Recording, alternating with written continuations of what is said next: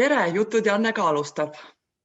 Täna on selline huvitav vestlus, sest täna me räägime spordipsühholoog Kristel Kiensiga, mis üldse on need mentaalsed omadused, mida me siin juba 5-6 saadet oleme rääkinud, aga täna võtsime siis selle aja, et me räägime nendest oskustest, kuidas neid omandada, kuidas neid täiustada ja mis need oskused meid aitavad teha. Tere hommikust, Kristel! Tervist! Nii et Kristel on meil siis tunnustatud spordipsühholoog, töötab hetkel enamus ajast Audenteses sportlastega, noorsportlastega, kuid sinu koostöövormis on nii võistkonnaalasid kui individuaalseid alasid, et räägi ise täpsemalt, kellega sa töötad. Ja nagu sa ütlesid, et peamiselt on mul nüüd viimased 7 aasta läheb praegu, kus ma olen siis töötanud Audentese spordigümnaasiumis, aga kindlasti on see töö seal kõvasti laiem kui ainult konsultatsioonid või suhtlemine noorsportlastega. Et seal me küll tegeleme väga palju õppursportlaste arendamisega, aga see on hästi palju seotud tegelikult minu tööst ka just selle keskkonna arendamisega ja koostööga nende inimestega, kes siis sportlaste ümber on. Et me proovime Audenteses läheneda väga selliselt terviklikult, nii et üks osa on konsultatsioonid eraldi, aga teine asi on ka koostöö vormide loomine siis ümbritsevate spetsialistidega, ekspertidega, kes seal töötavad, pluss siis selle keskkonna arendamine, et ta oleks rohkem soodustav noorsportlaste arengule. Et see on üks suur osa mu tööst. Samamoodi ma teen ka erapraksist, kus ma siis töötan erinevate spordialade esindajatega. Koostööd olen teinud ka mõnede treeneritega, mis on jätkuvalt hästi tore, et läbi selle saab hoopis teistmoodi kaasa aidata sportlaste arengule. Ja samamoodi teen ka koostööd mõnede projektide raames siis laiemalt Eestis. Et selles mõttes spordipsühholoogia on hästi nagu lai valdkond, et seal ei ole üldse selline üks-ühele konsultatsioonid ainult, mida võib-olla esimesena see sõna psühholoog toob esile. Ja lihtsalt, et korrektne olla, siis ma mainin ka seda ära, et ma olen ametlikult spordipsühholoogia konsultant. Nii et kuna spordipsühholoog on veel kaitstud kutse ja kutsekomisjonis õnnestus mul kaasas olla, nii et nüüd on minu ülesanne ka see endale saada, aga hetkel olen veel konsultant. Väga hea, ma usun, et see töö, mida sa teed ja need teadmised, mis sul juba on, et see viimane, nagu öeldakse, kassi saba, et see ka omale saada juhtub õige pea. Aga räägime siis, sinu sporditaust on üldse võrkpall. Räägi meile lühidalt, kuidas see võrkpall sinu ellu tuli ja pärast seda siis räägime, kuidas see mentaalsed oskused ja see tegevus sinu juurde tuli. Jah, et tegelikult mina ise olen olnud siis lapsest peale, nii kaua kui ma mäletan, ma olen spordiga seotud ja alustasin siis väiksena vanaema kõrval kuskil staadionil ja sealt läks minu tee edasi proovides erinevaid sporte. Ja ma leidsin tegelikult võrkpalli täiesti läbi sõprade. Mu parimad sõbrad koolis tegelesid võrkpalliga ja siis ma mõtlesin, ma lähen proovin ka. Ja kuna mulle spordid meeldisid, siis mul hakkas see kohe meeldima ja mulle meeldis just see seltskonna pärast ja mul hakkas seal ka võrdlemisi okeilt minema. Kuna teised olid tegelikult käinud juba paar aastat enne mind, siis mul see algusareng kindlasti on natukene kiirem ja ma jõudsin nendel nagu kiiremini järgi. Sai käidud ka noortekoondistes sai mängitud ja siis edasi ma avastasin enda jaoks üsnagi kuskil 15 vist oli või midagi sellist, kus ma hakkasin rannavollaga tegelema. Ja siis sai Eestit esindatud nii naistes kui noortes ja sealt ma avastasin tegelikult sellise osa võrkpallist, mis mulle kõige rohkem meeldis. Aga siis tuli mul jällegi teine vahetus enda nagu sportlase elus, kus ma läksin siis rannavollet, põhimõtteliselt mängisin rannavollet erinevates siin Euroopa riikides ja siis sealt ma sain sõpru ja läbi sõprade tuli siis idee, et kuna mul ei olnud pärast psühholoogia lõpetamist mingisugust plaani, siis mõtlesin, et okei, et plaani pole, et läheks siis prooviks midagi. Siis arutelude teel läbi sõprade tuli see mõte, et minna Soome mängima.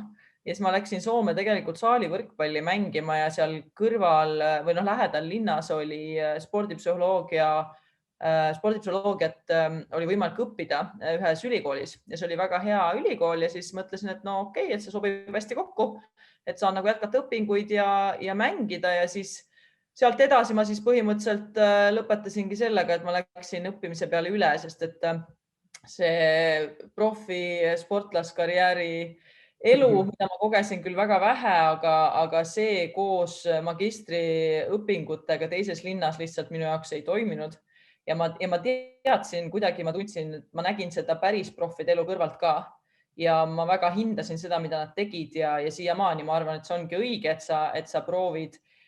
Muidugi see ei tähenda seda, et sa mitte midagi kõrvalt teha ei saa, aga see ikkagi on täiskohaga töö ja selles suhtes ma sain kohe aru, et täiskohaga õpe ja täiskohaga mängimine lihtsalt ei käi kokku ja ju siis mu nii-öelda meel ja keha olid üsnagi kooskõlas, et mu keha hakkas seal vaikselt alla andma ja tulid järjest vigastused, nii et siis oli väga lihtne seda otsust teha, et minna siis õppimise peale üle. Ja niimoodi ma tegelikult spordipsühholoogia juurde jõudsin. Üks siuke väike võib-olla hea püant on ka see, et ma tegelikult, kui ma üldse läksin psühholoogiat õppima, siis ma teadsin seda, et ma kindlasti mitte ei lähe spordipsühholoogiat. Ma kuidagi läksin nagu pärast gümnaasiumi, kuna mu terve elu oli olnud spordis, ma mõtlesin, et ei, ma lähen psühholoogiat, see on väga põnev, okei, aga ma kindlasti ei lähe sporti. Ma olin jumala kindel, et ma lähen kliinilist psühholoogiat või mingit muud teed. Ja siis ma lõpuks lõpetasin ikka seal, kus ma olen terve elu olnud. Nii et ütleme nii, et spordimaailmast ei saa mitte kuidagi ära minna. Aga miks sa nii kindel olid? Miks see sporti küll, aga seal pidi ka midagi veel olema, et miks kindlasti ei sporti? Ma arvan, mul oligi see vist ju, ma tundsin tegelikult siis noorena võib-olla kuskil taganurgas juba seda, et mul oli terve elu keeras ümber spordi. Mul oli hästi palju seda ja kõik mu sõbrad olid spordis ja mille osas ma olen nagu igavesti tänulik ja siiamaani mul on mõned sõbrad sellest ajast jäänud ja rääkimata sellest, mis ma sain läbi enda rannavolle, et sealt ma sain hunnikus sõpru ja selles suhtes ma absoluutselt ei võtaks sealt midagi ära. Aga ju siis juba seal oli kuskil see, et ma tundsin, et mul on vaja midagi kõrvale ka. Et praegu, siis ma ei ole selle peale varem niiviisi mõelnud, see, et sa küsisid, on huvitav ja siit mul tuleb kohe nagu järgmine mõte, et mida on tänapäeval tegelikult spordipsühholoogia teaduses ka hakatud üha rohkem uurima ja mis on väga palju tõestust leidnud, et üha rohkem medaliste tegelikult ka olümpiaaladel tulevad juba kahesest karjäärist. Nad ei tule sellest, mis on puhtalt 100% sport, et väga palju on suurenenud see medalistide osakaal, kes teevad midagi kõrvale ka. Ja jällegi ma tulengi tagasi, et ma tundsingi, et mul on kogu aeg, mul oli vaja seda mingit muud asja kõrvale ka. Ja minu jaoks oli see õppimine, et võib-olla mõne teise jaoks on see midagi muud, aga ju ma siis seal tundsin, et kui ma lähen psühholoogiat õppima, et siis see psühholoogia on minu jaoks nagu väljaspool sporti. Ja kuidagi mulle võib-olla seal tundus see, et mul on nii palju sporti muidu, et siis ma tahaks, et see oleks kuidagi teisiti. Aga ju siis jällegi läks nagu sujuvalt niimoodi, et siis see mu enda spordikarjäär lõppes ja siis ma läksin seda psühholoogiat edasi õppima ja siis polnud ma enam vahet, kas ta on spordis või mitte. Jah, aga see on huvitav ja selle peale ma ei olegi varem nii mõelnud, aga ju siis see kuidagi sellega seotud oli. Ja mulle meeldibki, et sa tõid välja selle, et see kahene sport, et praegu vaadates, olles ise treener ja vaadates kõrvalt mõnede mängijate karjääri lõppu ja mõnel noorel jälle, kellel algab ja nii palju erinevaid variante on ja mulle ka tundub kõrvalt vaadates, et need, kellel on juba teadlikult see teadmine olemas, et ei ole ainult sport, mul on kõrvalt ka midagi, siis nad on kuidagi, jälle see sõna, et mentaalselt tervemad, aga nad on rohkem teadlikumad, mida nad teevad. Et nad ei uppu sellesse ühesse ära, kui see kohati ei õnnestu, eks nii hästi, siis tekivad igasugused sellised muremõtted, siis ta ei jää sinna kinni. Aga kui on see kahene, siis tal on lihtsam nagu minna kiiremini edasi ja teadvustada, et tegelikult ei ole sport ju ainult elu, on elul midagi muud ka pakkuda. Kindlasti ja siin ma lisaks veel sellega juurde, et see isegi ei puuduta ainult noorsportlasi, et samamoodi ka need, kes on tegelikult teevad profikarjääri, siis juba sellel ajal oleks väga oluline see, et mingisugune väike huvi on seal kõrval ka. Kas see ei saa olla jällegi, nagu ma enne nimetasin, et mina kogesin seda, et see ei saa olla täiskohaga õppe, samal ajal, et lihtsalt seal see ei olnud kohandatud niiviisi ja ütleme, see ei olnud Ameerika ülikool, kus on kõik niimoodi seatud. Mul olid trennid, mängud olid kõik eraldi teises linnas isegi ja õppimine oli ühes linnas. Et see ei toimi, aga selles suhtes, et sul on midagi kõrval, kas see on mingi huvi, kas see on mingid loengud, kas need on mingid kursused, neid võiks hakata võtma võimalikult vara, ka siis, kui lähed kohe profispordi peale ära, et see kindlasti ei takista, vaid pigem aitab kaasa. Aga jällegi nii, et see ei oleks liiga palju, et jah, selline täis võib-olla formaalne magistriõpe, kus ei ole mingeid kohandamisi võimalik teha, ei toimi. aga see, et sa võtad kursused ja jätkad mingi kaugõppe formaadis või kuidagi niiviisi absoluutselt väga toimiv. Et üks hea näide näiteks, meil on mitmeid näiteid, üks hea näide on näiteks Allar Raja. Tema tegi kogu aeg avatud ülikoolis, tegi oma ülikooli ja samal ajal võistles olümpiatasemel. Et see on jällegi näide sellest, kuidas üks asi toetab teist ja kuna nendega mul on õnnestunud omal ajal koostööd ka teha, siis seda on näha, et kuidas need kaks asja aitavad. Et see, kui sa hoiad meele aktiivsena, siis mingisuguses kas enda hobis, huvis või töövaldkonnas või siis õppimises, siis see tegelikult toetab neid samu oskuseid, mida spordis vaja on. See analüüsimise oskus, teadlikustamise oskus, süsteemne mõtlemine, kõik need asjad tegelikult kanduvad üle ka sporti. Et loodan, et see on kõigile nagu ammu selge, et ütleme nii-öelda sportlased ei ole need, kes pidid magama siis, kui haridust jagati, et vastupidi, nad peavad seda haridust väga palju kasutama enda spordis ka. Et tänapäeval enam niiviisi ei saa, et sa lihtsalt sõidad oma mingisuguste varasemate füüsiliste võimekuste või annete peal läbi, et see on ammu juba möödas. Just, et vaadates ka selliseid nooremaid ja nooremaid mängijad juba, kes panustavad ja kes tähtsustavad ja vahest, kui on selline valimise hetk, võib-olla valivadki sel hetkel selle õppimise ja selle panustamise, et lõpetada see õppimine nagu õiges ja täies mahus ära ja siis keskenduda täiesti spordile, et see ei ole nagu, et see käib niimoodi hooti, et kunagi õppimisel on ju sessid ja õppimisel saab võtta ka akadeemilist, siis ikkagi teadlikult sellel suunal tegutsetakse ja üldse rääkides nagu spordis, eks see suund läheb sinnamoodi, et me tahame, et näiteks kui on tüdruk või poiss valinud siis ühe spordiala, võtame näiteks, on see siis ratsutamine, et kui ta on valinud selle, siis suund läheb sinnamoodi, et kui ikka temast ei tule tippsportlas, siis ta jääks sinna ala juurde ja on ju väga hea, kui ta ongi õppinud näiteks siis majandust või võistluste organiseerimist või rekreatsiooni või et ta panustaks sinna, et ta jääks ikkagi sinna ala juurde ja ta aitaks siis 10 erineval teisel moel, sest tippsport ja selline laiem sport ju tegelikult koondub sinnamaani, et see läheb väikest moodi ärijuhtimiseks, et sul on vaja igat laadi teadmisi ja kui sul oma kogukonnast on hingega inimene juures, siis see panus sellele alale on nagu tunduvalt suurem, et kui vanasti võib-olla oli, et minust ei tule tippsportlast, et siis ma pean nagu pooleli jätma, et seal oma armastatud spordiala juurde saab ikka jääda, aga seda panuseid, kuidas anda, on nagu tohutult.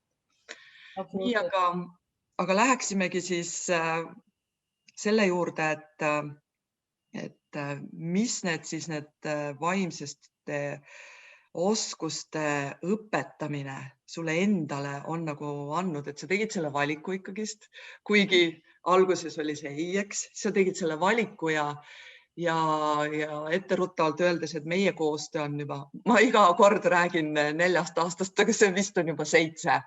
Et see koostöö on selline olnud väga-väga pikk ja eeldangi, et sinu selline koostöö erinevate nende sportlastega on juba, ütlegi ära, kui palju neid aastaid siis juba tegelikult ja neid kogemusi on. No ma olen nüüd sportlastega koostööd teinud, ma olen teinud umbes kuskil 8-9 aastat. Okay. Ja erinevad, jällegi see on hästi erinev formaat ka, et millise koha pealt keegi tuleb nii-öelda koostööd tegema. Et mulle meeldib õudselt see mõte ja seda ma nagu alati pean meeles ka, et selle inglise keeles kõlab paremini, aga eesti keeles tõlge oleks põhimõtteliselt selline, et tuleb nagu kohtuda nende inimestega seal, kus nad on. Ja see minu jaoks on nagu nii hea juhendav lause, et üks asi see, et ühe inimese jaoks võib olla see mitu aastat kestev koostöö, kes kogu aeg talle sütitub see enesearendamine ja eneseavastamine ja seal ei tule põhimõtteliselt lõppu, eks. See koostööformaat võib küll muutuda, et alguses see on tihedam, siis ta läheb võib-olla ütleme kord kuus hilisemalt, aga see, et alati on millegi juurde tagasi tulla, et mul on üks hästi kihvt aastaid kestev koostöö on ühe tippsportlasega ja temaga on samamoodi, et alguses oli see väga tihe, on endiselt mõned perioodid, kus me suhtleme tihedamalt, siis on vahepeal selline, kus me suhtleme võib-olla korra kuus, vahepeal võib-olla isegi korra 2 kuu tagant, aga see on jällegi selline, kus sa jällegi midagi uut avastad ja siis jälle natuke tegeled sellega edasi ja selles suhtes on seal alati midagi teha, aga jah, tulles tagasi nagu selle punkti juurde, et mida sa kirjeldasid, et see koostöö võib olla aastaid, aga jällegi ma rõhutaks, et seal on väga kihvte koostöid on ka olnud, mis on olnud a la paar kuud. Et selles suhtes see nagu isegi ei oma selles mõttes tähtsust, see pigem on jällegi see, et kus see inimene parasjagu oma arengus on ja oma olukorras ja oma hetkes on, et mis teda täpselt huvitab ja kui palju sealt keegi edasi läheb, ongi täpselt jälle seesama koht, et see on tema eluhetk praegu. Kui ta tunneb, et see eluhetk praegu on see, kus ma võiks sellega jätkata tegelemist ja mul on ressursse, ma tõesti tahan seda teha edasi, siis seal võib see olla päris pikk see koostöö. Aga jällegi, et see ei muuda tähtsust sellel koostööl minu jaoks, et ma võin mõne inimesega teha näiteks koostööd ka paar kuud ja kui ta väga panustab sellesse, ise arendab midagi, ise avastab enda kohta midagi, kas või ühe asja, ühe oskuse, mida ta hakkab siis edaspidi kasutama, siis see on juba väärtuslik. Et see on ka asi, mida ma tahan õudselt rõhutada, et see koostöö spordipsühholoogiga võib ollagi väga erinev ja võib olla väga erinevate tulemustega, väga erinevate mõjudega. See, et minnakse sinna mingisuguse ühe konkreetse asjaga, võib avada terve maailma. Et jällegi see on hästi põnev ja selles suhtes mitte kunagi ei saaks öelda, et üks on rohkem väärtuslik kui teine, et kõik sellised väiksed arengusammud on tegelikult olulised ja jällegi sõltuvalt sellest, kus see inimene ise oma elus on. Ja selle juurde ma tulengi alati tagasi, et see ongi normaalne, et mingitel eluhetkedel on rohkem ressursse sellega tegeleda, mingitel eluhetkedel võib-olla ei ole see hetk veel. Et ma endiselt jään selle juurde, ma arvan, et kõigil inimestel oleks kasu enda arendamisest ja enda vaimsete oskuste arendamisega tegelemisest, aga selleks peab olema ka ressursse ja peab olema ka seda aega, et sinna panustada. Seda ei ole mõtet alustada siis, kui tegelikult aega ei ole. Tõsiselt ka ei ole. Kuigi ma jällegi tahaks öelda, et aega alati on, sõltub, millele me aega võtame, eks, aga just see, et sa pead enda... Kas tahet on, just, kas sul on tahet? Ja see ka just, et kas sa oled valmis panustama. Ma arvan, et see on nagu kõige olulisem sõna, et igasugune koostöö toimib ainult siis, kui sinna panustada. Ja vahepeal mõni koostöö ei toimi ka siis, eks, aga sa vähemalt panustad, saad sellest aru, aga psühholoogia valdkonnas võib-olla on rohkem seda, et arvatakse, et see asi juhtub. Selle asemel, et nagu sinna tegelikult panustada, seda treenida, seda harjutada, seda jälle proovida ja jälle harjutada. Et seal on meie valdkonnas natuke rohkem seda, et me räägime, me saame aru ja siis lähebki praktikasse, aga see ei ole nii, see on samamoodi oskused nagu iga teine. Absoluutselt, mul on nii hea meel, et sa tõid väljagi, et inimesed ongi erinevad ja mõnele piisabki võib-olla sellest ühest oskusest või sellest, ta teab ise, et ta natuke nagu oskab, saab sinu juures selle 1-2 kuud selle toe, eks ta saab aru, mida ta peab just harjutama ja mida ta peab tegema, ta saab sellega nagu edasi minna. Aga ma enda kogemusest ütlen küll, et seda avastamisrõõmu endas on tohutult palju ja leida nüüd, et see 1-2 asja aitaks minu elus edasi, siis mina ütlen küll, et see 1-2 asja ei anna. See võib-olla minu kaasa antud iseloom, minu elukogemus ja minu selline suur soov kogu aeg saada nagu endast paremaks, et ma küll ei oota seda lõppu, aga need eesmärgid, mis mul endal inimesena, nii inimesena, juhina kui treenerina on, et siis minu jaoks mina vist ei jõuagi sinna, et kui see koostöö on olnud 7, siis ma ei tea, sinna läheb vist, oleks vaja, et 70, aga et need tahtmised ja avastus, need kohad, millisena ma võiks või kuidas kasutada neid kõiki ägedaid kogemusi ja neid oskusi ja neid harjutamisi.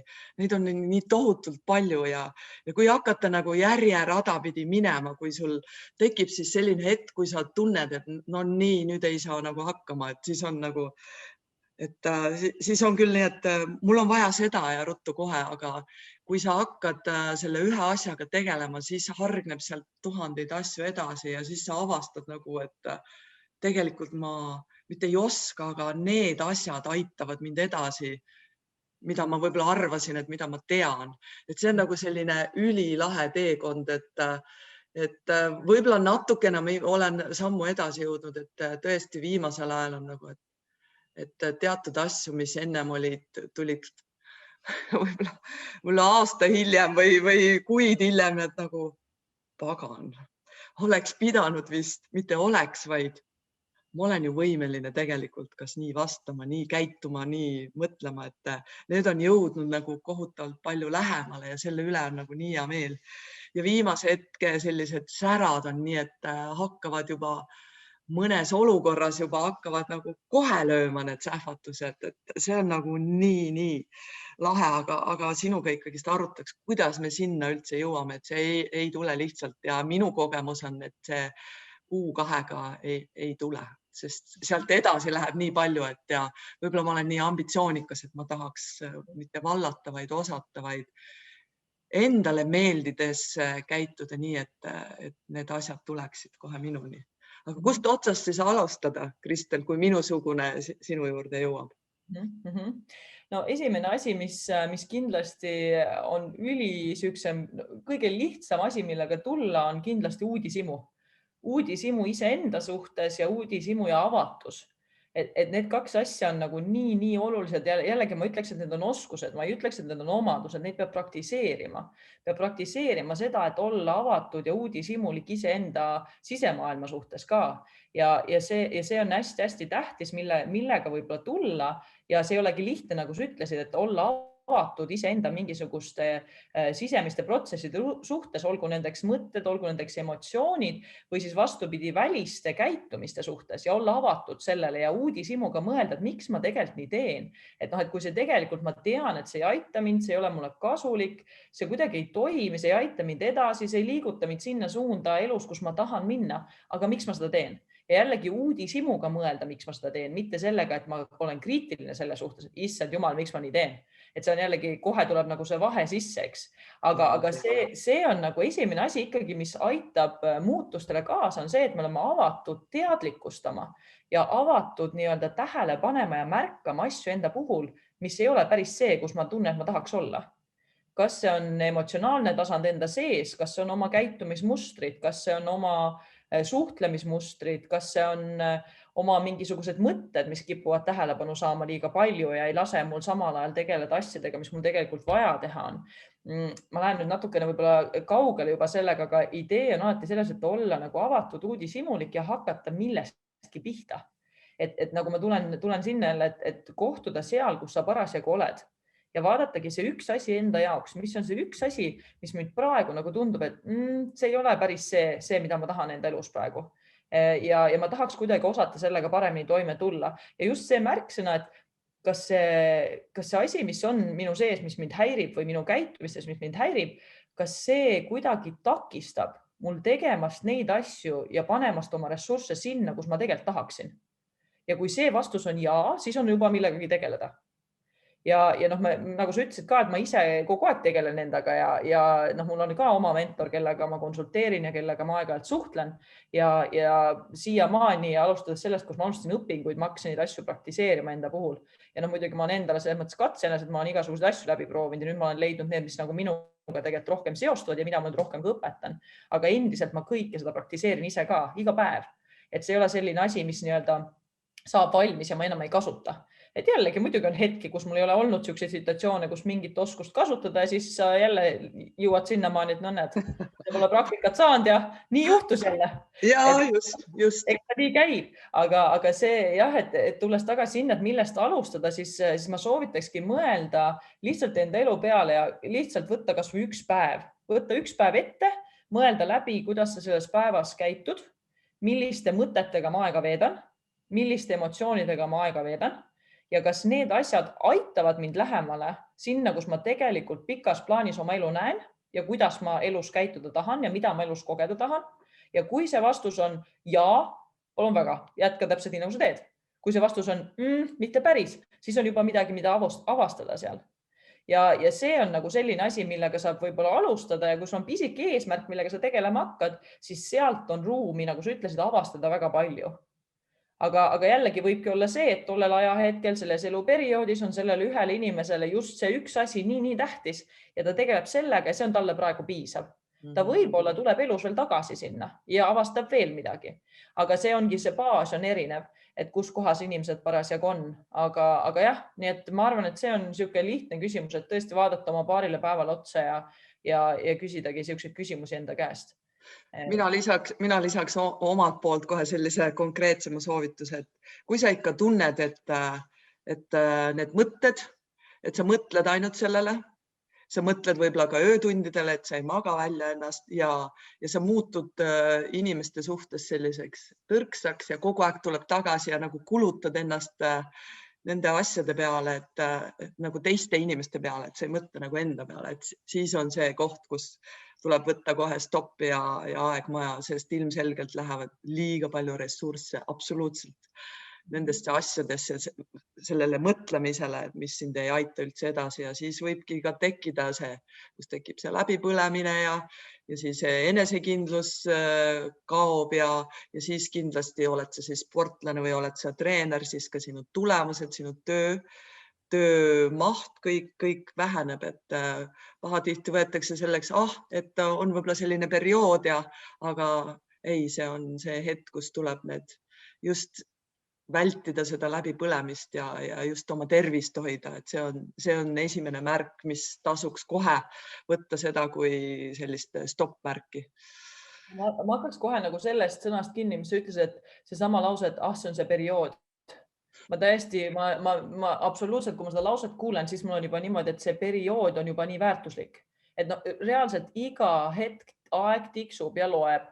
Ja see ei ole jällegi selle pingeallikas, et issand jumal, aeg saab otsa, vaid see on just vastupidi, see on võimalus kasutada oma aega, oma ressursse, oma potentsiaali paremini igapäevaselt. Et ma isegi praegu ei räägi nagu ainult tippsportlaste kontekstis, vaid inimeste kontekstis. Et inimestel endal on nii palju rohkem võimalusi panna oma ressursse endale olulisemasse kohta igapäevaselt, nii vaimseid ressursse kui füüsilisi ressursse. Ja selle avastamine ja oskuste arendamine, kuidas seda järjepidevalt rohkem teha, lihtsalt aitab sellele kaasa, et inimesed ise oleksid ka päeva lõpuks iseendaga rohkem rahul. Ja rahulolu ei ole seoses sellega, et mul on mõnus, hea ja tore, vaid rahulolu on sellega, et ma tean, et tänane päev oli minu jaoks igasuguseid rikkalikke kogemusi täis, mida ma enda elult ootan ja ma ise käitusin nendes kogemustes nii, nagu ma endalt ootan, nagu ma endale meeldin. Ja see on nagu nii tähtis, et ma selles suhtes jah, muidugi, ja ma ei ütle seda, et iga päev peaks olema selline, kus saad 100% teha asju, mis sa tahad. Aga just see, et ka need perioodid, mis ongi rasked, ongi raskeid perioode, ma olen jumala nõus, aga et ka nendes perioodides sa ei unusta ära oma ikkagi seda iseenda väärtuseid, nende järgi tegutsemist, ka siis, kui need hetked on väiksed, need on olulised. Et seal on kaks vahet, kas sa ütleme, oled tihedas tööperioodis ja sa lähed terve päeva läbi niimoodi, et sa teed ainult tööd ja sa mõtled vabal ajal jalutades ka selle peale, et mis sa nüüd töös tegema pead, sa ei helista mitte ühelegi oma tuttavale, sa canceldad kõik kohtumised õhtul ära, sul pole aega, sul on vaja tööd teha, nii ja naa, või sul on hoopis teine päev, kus sa ütleme, teed tööd ja sul on palju tunde tööd teha, sa lähed jalutad, sa keskendud sellele, mis väljas toimub, kuulad, kuidas linnud laulavad, paned tähele, kuidas sa liigud. Siis sa lähed tagasi oma tööd tegema, enne kui sa alustad, sa näiteks võtad 5 minutit selleks, et teha üks hetkes olemise harjutus. Alustad siis oma tööd. Kui su töö on läbi, siis esimese asjana sa helistad näiteks kellelegi sõbrale, et rääkida 10 minutit. Sa juba tegelikult selles päevas käitud vastavalt oma väärtustele, kui su väärtusteks on teistega suhtlemine, oma lähedastest hoolimine, kõik see, ka siis, kui on tihe periood. See kõik on tehtav ja need pisikesed, need tunduvad marginaalsed asjad, aga need on nii olulised. Ja kui me õpime neid pisikesi asju päeva sisse endale panema, ka siis, kui on see nii-öelda periood, see on hoopis teine periood, võrreldes sellega, et mul oli lihtsalt 2 nädalat, kus ma põhimõtteliselt ma ei saa üldse aru, mis ma tegin. Et see on ka tänapäeval eriti veel oluline, et tegelikult saab neid väikseid asju pikkida igale poole sisse, kui neid õppida. No lühedalt mina omalt poolt jälle lisaks, et see oleks nagu ei ütlemine. See küll see sõna ei ole nagu võib-olla kõige õigem, aga see ongi see, et ma ütlen stopp, ma ütlen nüüd ei ja mitte, et mul ei ole palju tööd, vaid mul on vaja teha paus, mul ongi vaja teha paus iseenda jaoks. Et sellepärast ka meile see võib-olla, meie maailmal üldse see COVID-viirus tuli, eks see on ka selline pikk aeg ja miks ta on selle teise lahinena tagasi tuleb, mulle tundub, et inimesed ei saanud ikkagi sellest esimesest suurest topist aru.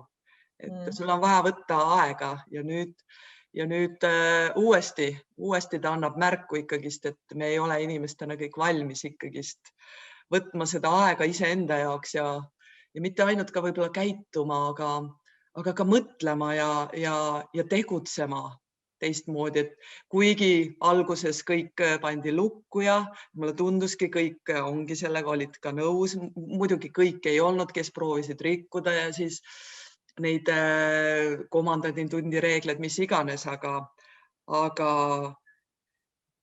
see järellainetus tuleb ikkagist neile, kes lubasid ainult sel hetkel, et ja ma võtan selle aja ja ma tegutsen, aga tema mõttemaailma ja tema tegevustesse see edasi ei lähe. Et see tundubki, et see teine lainetus ja kindlasti ka see kolmas lainetus tulebki sellelt pinnalt, et sellega on vaja hakata ka tegelema nii, et see muudaks sinu mõttemaailma ja see ka väliselt hakkab välja paistma sinu tegutsemistes ja nagu sa ütlesidki hästi välja, et mitte, et sa ainult sellel kriitilisel perioodil ei võtta telefonide eest stoppi ja ei helista oma sõpradele või oma perele, vaid sa teeksid seda ka loomulikumalt juba siis kas kord nädalas, kui sa ennem ei ole üldse seda teinud või et sa hoolid ka kodus, et mis iganes, et neid märke oleks ka näha juba ja koduselt ja siis ka väljaspoole. Sinu töökaaslased hakkavad seda märkama ja võib-olla ka kui sportlasena, eks ka sinu trennigrupi kaaslased, sinu treener märkab seda, et kui sa ennem olid pühendunud ainult 100% spordile, et siis nüüd väiksed muutused on toimumas, et kuidas sina, Kristel, võtad, kuidas see kriis, et miks ta tuli, mis ta meile andnud on ja ma tean, et palju on ümber uut õpet, et me peame oma mõttemaailma nagu absoluutselt mitte ainult siin mõtlema, vaid ka oma igapäevatöös mõtlema, aga kuidas see sind on mõjutanud see ja mis see sulle heas mõttes andnud on, mis kogemused sulle andnud on? Ja see periood ongi, et nüüd ongi imelik nimetada seda perioodiks, et ma ütlekski, et see on nagu üks suur ajajärk, kus me oleme tegelikult, me ei ole isegi veel ju läbi, et me oleme ikkagi selles mõttes selles samas ajajärgus, et ma arvan, et see on andnud mulle kindlasti rohkem võimalusi ise, mitte rohkem võimalusi ei ole andnud võib-olla, aga ma olen ise võtnud rohkem võimalusi enda väärtuste juurde tagasi tulla. Ja proovida just nagu sellest lähtuvalt teha ka edasiseid valikuid ja just seesama, et kuidas ma saan tegelikult käituda rohkem oma väärtuste kohaselt ka enda nii-öelda siis selles elus, mis on siis, kui ei ole see eriolukord või kui ei ole see, et on kõik asjad kinni või et kuidas saaks nagu seda rohkem kokku viia. Ja kindlasti on ta andnud mulle väga palju võimalusi ka tegeleda rohkem tegelikult nende praktikatega, mida ma ise õpetan ja mida ma ka ise vahepeal jällegi, et kui lähed mingisugusesse teise nii-öelda sellise lainesse ära, siis vahepeal unustame ise ka ära, et ma olen teinud mitu kursust jälle läbi ja mitte see, et oleks, selles mõttes minu jaoks aeg ei ole olnud selline, kus on hästi palju vaba aega, seda kindlasti mitte, aga pigem ma olen nagu teadlikult pühendanud seda aega rohkem sellele, et ma saaksin nagu tegeleda ise ka nende harjutustega rohkem, mida ma teistele õpetan.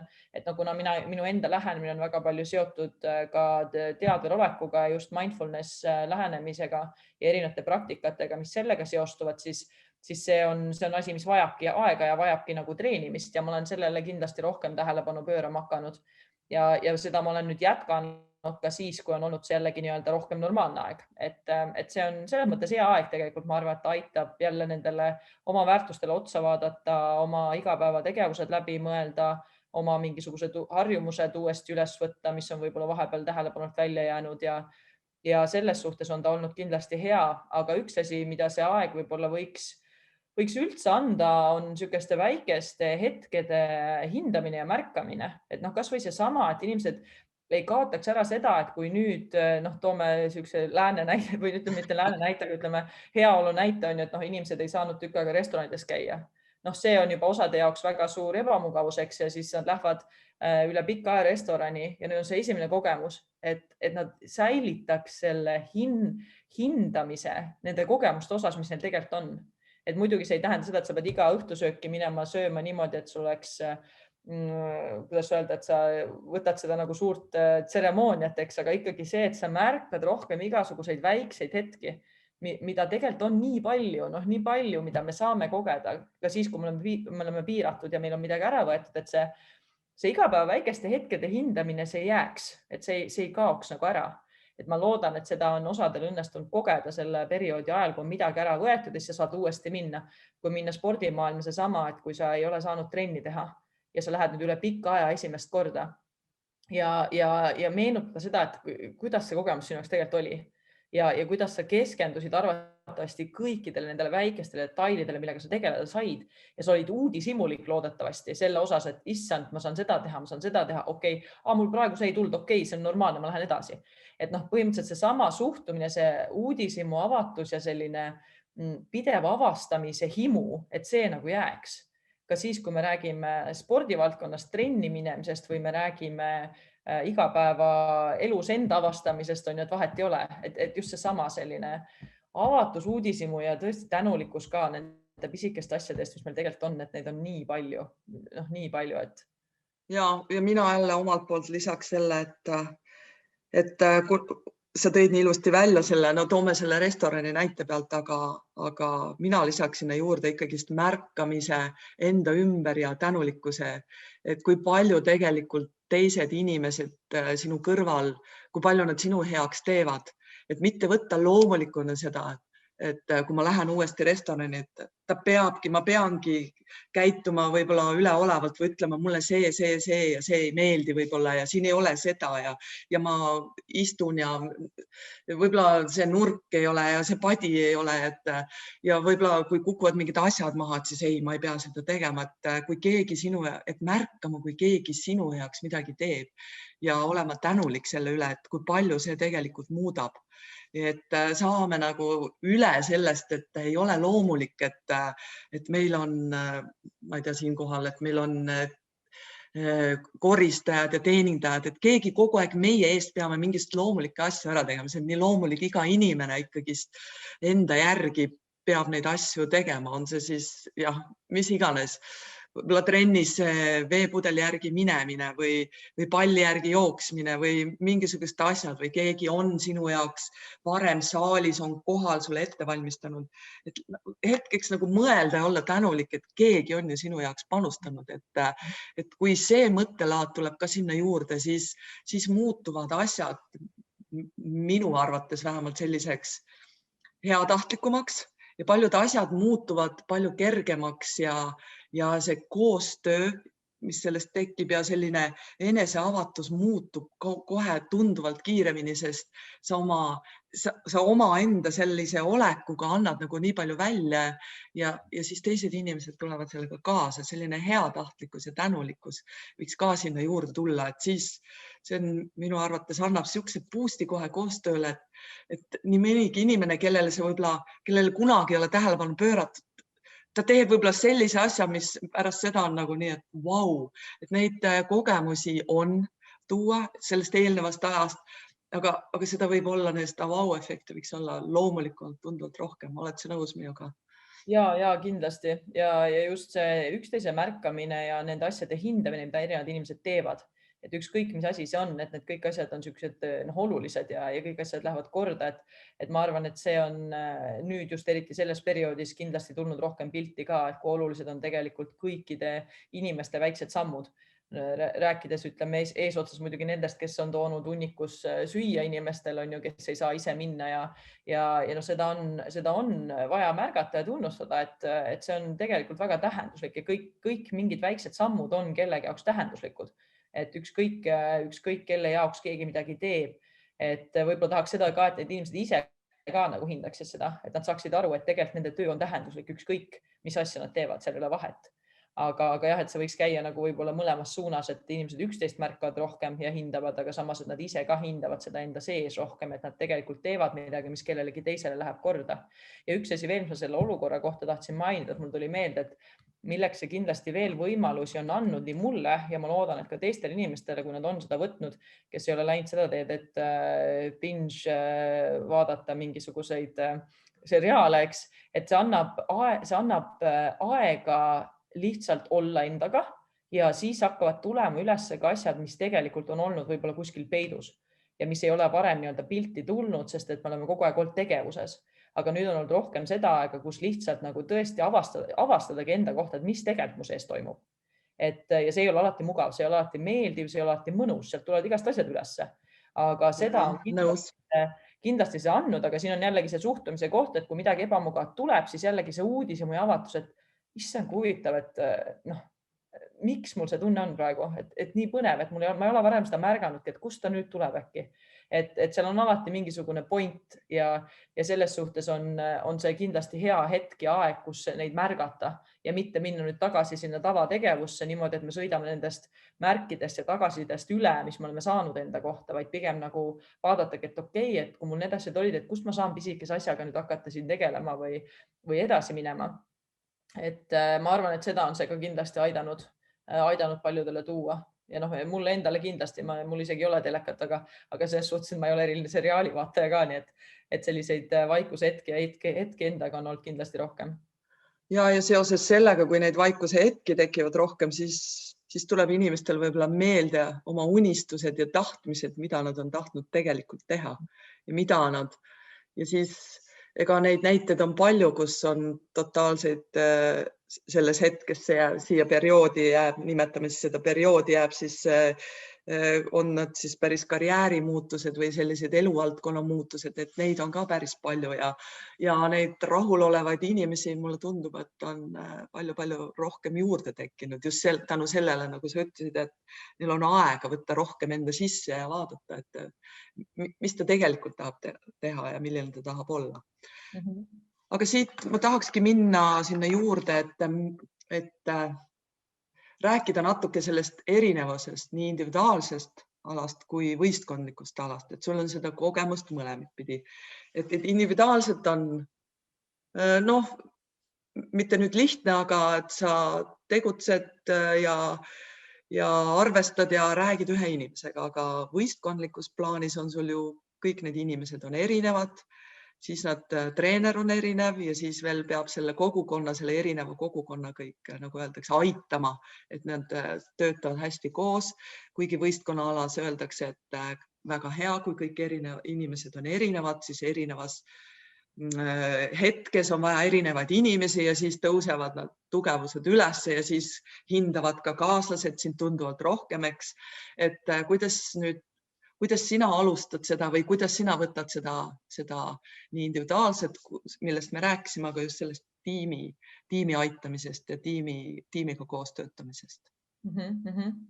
Et no esimene asi, mida kindlasti tiimiga koostöös mõelda on jällegi seesama, ma tulen sellesama juurde, mida ma olen juba maininud, kohtuda nendega, kus nad on ja aru saada, et mis on nagu nende jaoks tollel hetkel kõige sellisem olulisem koht ja alguses kindlasti olla jälgija, et lihtsalt jälgida ja saadagi aimu ja see võibki olla niiviisi, et näiteks kui tuleb keegi treener ja ütleb, et kuule, et ma tahaks kuidagi võistkonnaga koostööd teha, aga täpselt ei teagi, millest alustada. Et see esimene samm ongi see, et lihtsalt ollagi natukene aega selles keskkonnas nende inimestega koos ja jälgida lihtsalt, kuidas need mustrid on, küsida küsimusi, õppida nende kohta, saada võimalikult palju teadma, nagu sa ütlesid ka väga hästi, et võistkonnas ongi erinevad inimesed, eks.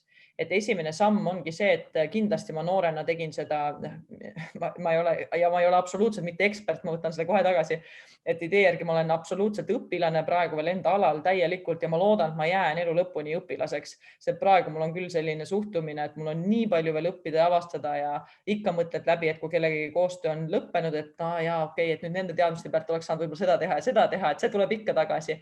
Aga tulles tagasi selle pointi juurde, et kindlasti ma alguses, kui ma päris alustasin, ma olin absoluutselt rohkem selline, kes tundis, et kohe peab hakkama hästi palju tegema ja kohe peab hakkama hästi palju selliseid kohe struktuure ja kõiki ideid pakkuma nii ja naa. Ja see jällegi on loomulik ka võib-olla ja eriti, kui see on kontekst, kus väga palju spordipsühholoogiast ei teata, nagu on Eesti. Et Eestis on ikkagi spordipsühholoogia võrdlemisi uus ja võib-olla eriti veel sellepärast tekib kuidagi tunne, et tahaks nüüd tõestada, et sellel on praktiline väärtus. Aga kui me ruttame ette sellest, siis see ei pruugi väga hästi mõjuda. See on samamoodi nagu võtame näiteks mingisugune teise ala esindaja, näiteks võtame üketreeneri, eks. Üketreener hakkab kellegi koostööd tegema, üldse ei küsi tausta ja lihtsalt paneb mingisugused treeningplaanid peale, hakkab täiega pihta. Mis tavaliselt juhtub, on see, et see võib minna hästi, võib minna mitte hästi, on ju. Ja siin väga oluliseks saab tagasiside. Et selles suhtes kindlasti see alguses saada inimesi tundma, alustada mingite pisikeste väikeste mõtete ideedega, sest tavaliselt ikkagi mingisugune idee peab olema, millega alustada eriti Eestis. et meil ei ole seda luksust väga, et sa lähed ja alguses sa teed tööd lihtsalt niimoodi, sa jälgid ainult.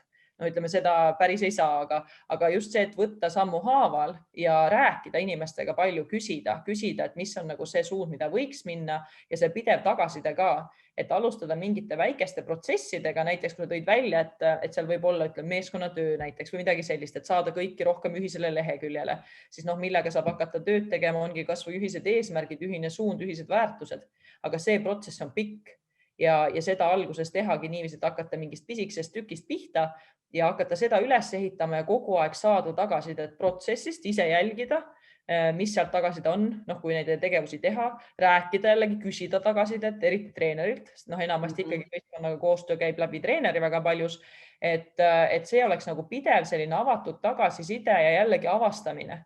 Et hästi oluline on see, et oleks niisugune kindel sisend, mis põhineb väga kindlatel kaalutlustel, miks sellist asja teha, et see oleks lihtsalt, ei jääks niisugust muljet, et ma lihtsalt eksperimenteerin ükskõik millega, vaid see on ikkagi see, et sul on sisend, sul on kindel idee, sul on kindel suund, mis suunda nagu võiks arendama hakata. Jällegi see suund kujuneb välja koostöös treeneriga, koostöös võistkonnaga ja kui see suund on selge, siis on jällegi erinevaid tegevusi, praktikaid, mida saab teha ja mida saab sinna tavasellesse treeningprotsessi sisse tuua, aga see on jällegi avastamine.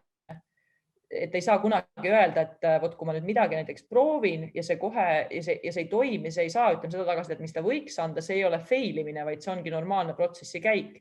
Et vahepeal tuleb leida teisi viise, kuidas seda sama eesmärki täita ja kuidas sinna sama asjani jõuda. Ja sama asi on, kas on füüsiline treening, tehakse erinevaid harjutusi, täpselt sama on ka vaimse treeninguga. Mõned harjutused võib-olla sobivad, mõned harjutused mitte ja see on okei. See ei ole see, et kõik asjad peaksid täpselt ühtemoodi kõigile sobima. Ja kas või see sama asi, et kuidas väärtuste eesmärkidega tööd teha, see mõne võistkonna puhul toimib ühtepidi, mõne teise puhul hoopis teistmoodi. Et eks ta on selles mõttes avastamise protsess ja kindlasti on ka mul endal olnud väga palju selliseid hetki, kus ma saangi aru, et teeme midagi ja eesmärk on võib-olla õige, aga see lihtsalt sellele inimesele, sellele seltskonnale kuidagi ei maandu õigesti. Siis tuleb midagi muud valida. Ja see on jälle selline pidev õppimine, nagu need kõik asjad on. Omast kogemusest ka, et ja võib-olla ka mõni harjutus enam ei mõju, et seda on ka, et need harjutused vahetuvad, ta toimib väga hästi, aga teatud aja pärast tuleb leida uus harjutus ja tulebki enamjaolt see uus harjutus ja see nagu värskendab ka ennast ja aitab nagu rohkem kiiremini sellele ühele lainele saada või sellele ühele lehele.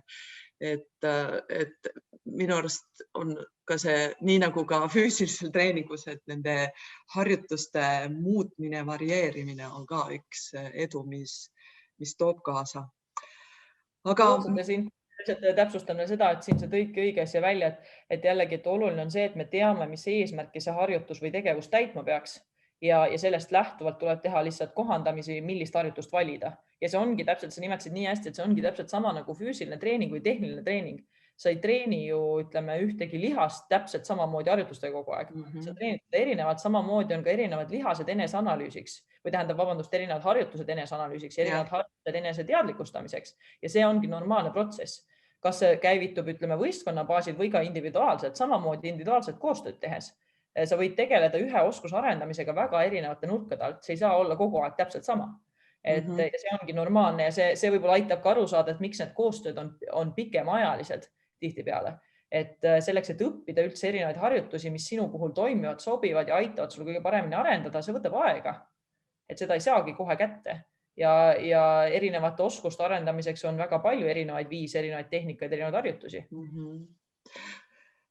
Tahakski teha siinkohal niisuguse väikese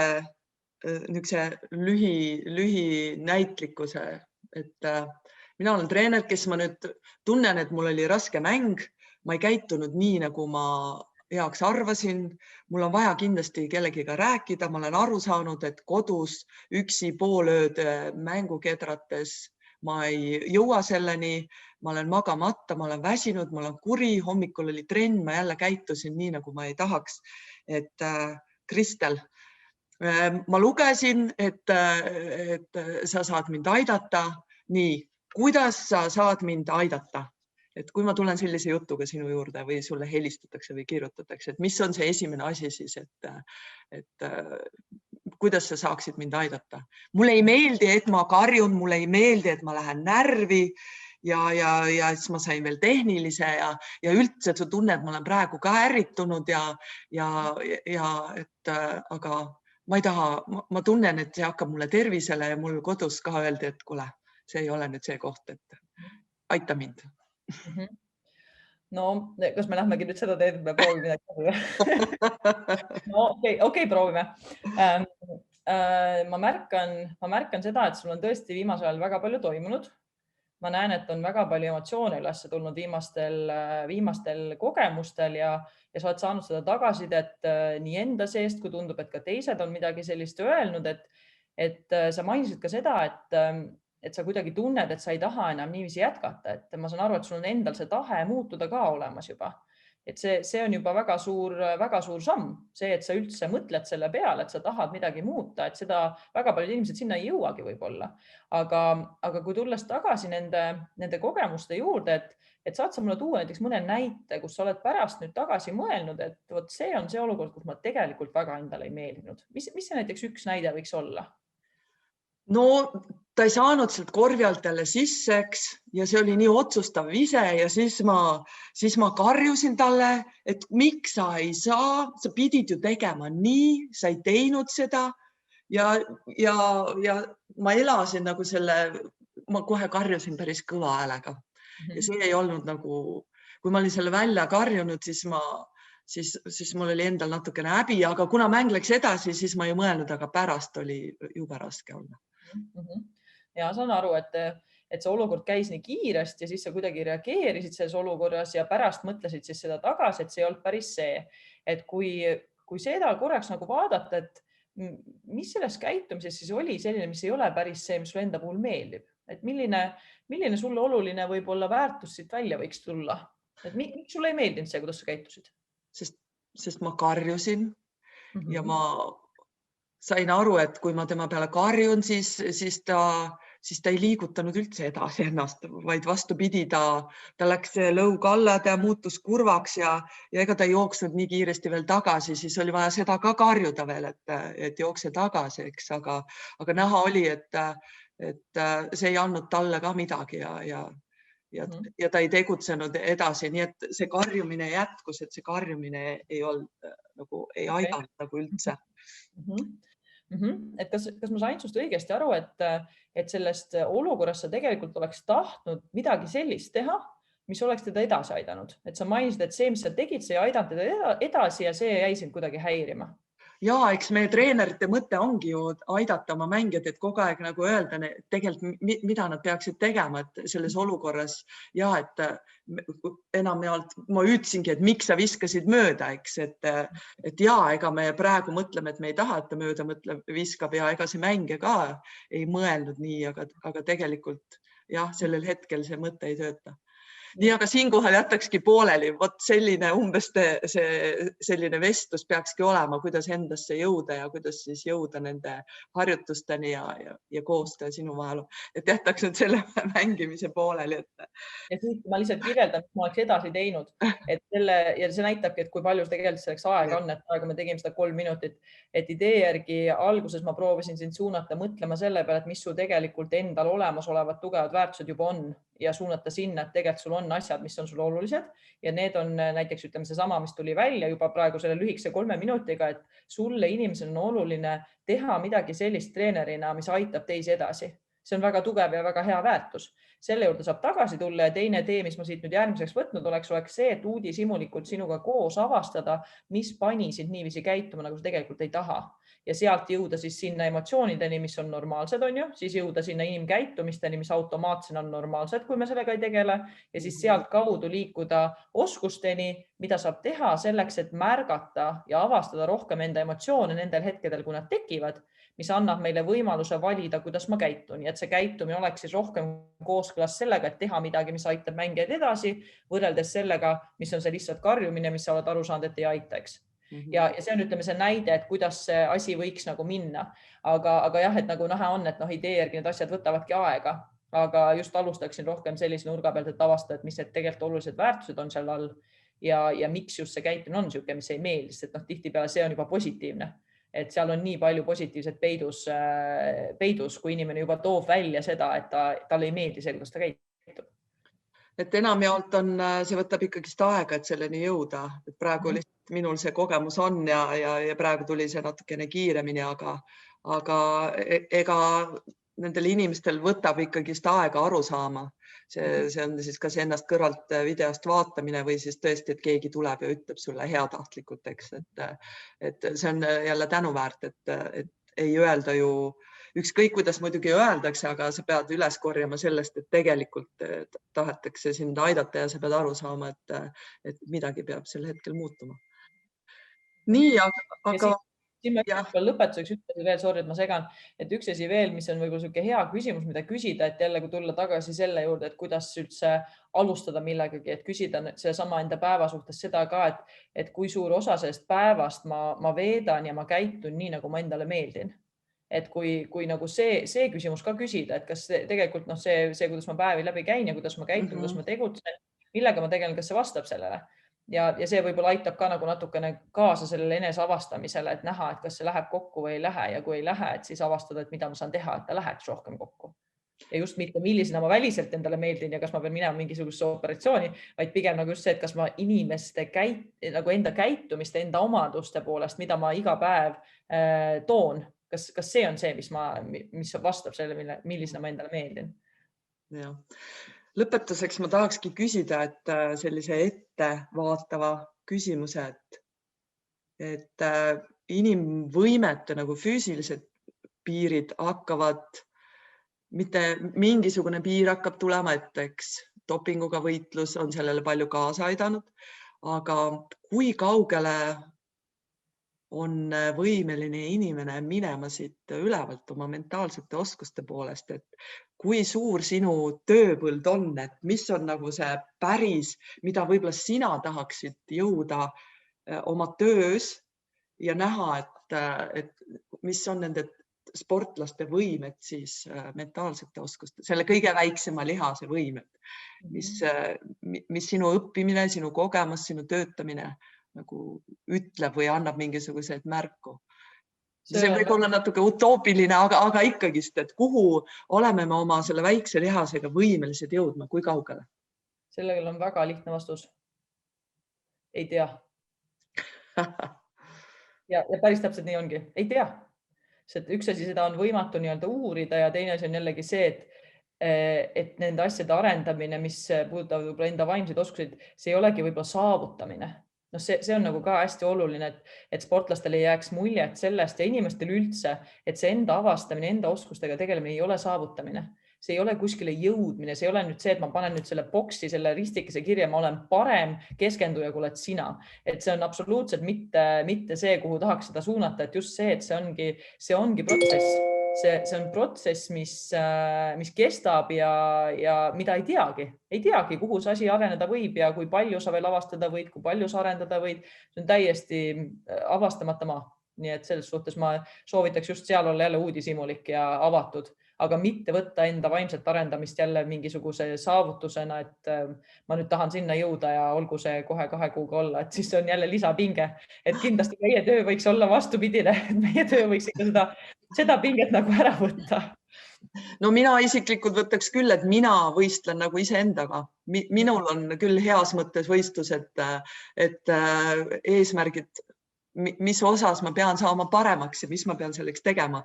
Et minu jaoks on küll see, jah, kui spordimaailmas öelda, et siis on ikkagist võistlus iseendaga, et mitte teistega, vaid iseendaga, et ma saavutaksin siis kiiremini kui see 70 aastaga, et ma saavutaksin need asjad kiiremini ja enesega rahulolu, enesele meeldimine, et see jõuaks kiiremini kohale.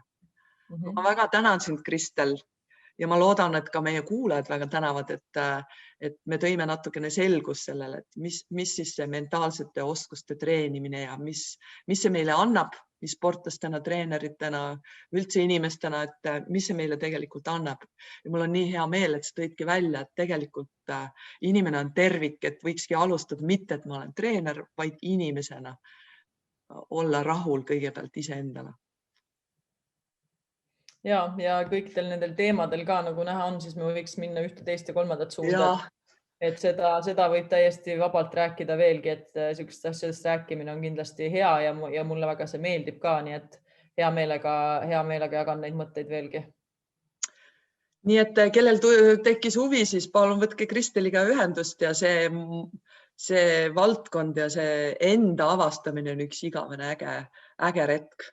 Nii et aga aitäh, ma tean, et noorsportlased ootavad ja lähme päevale vastu juba rõõmsamalt, nii et ilusat päeva sulle, aitäh ja suhtlemiseni. Ja mina tahaks ka kindlasti tänada, ma tahaks tänada väga selle võimaluse eest rääkida ja ma kindlasti ei räägi ainult enda seisukohast, vaid ütleme, väga häid spordipsühholooge on meil veel, kes teevad sellist asja ja kindlasti on ka nii-öelda tavapsühholooge, kes teevad seda sama tööd, et ennast avastada ja endaga paremini sõbraks saada ja avastada, mis meil oluline on ja ennast selle suunal edasi arendada. Aga üks asi kindlasti ma tahaks öelda suur aitäh sulle ka selle osas, mida sa teed, selle osas, mida sa oled alustanud nende vestlustega ja nendest asjadest rääkimisega, mis puudutavadki inimesi ennast ja kuidas nemad ise spordis on ja mida nad spordile andnud on, et ma arvan, et sellel on väga suur potentsiaal ja selles suhtes suur aitäh sulle nende asjade tegemise eest, et seda kirge on hea näha ja see motiveerib ennast ka väga palju, nii et.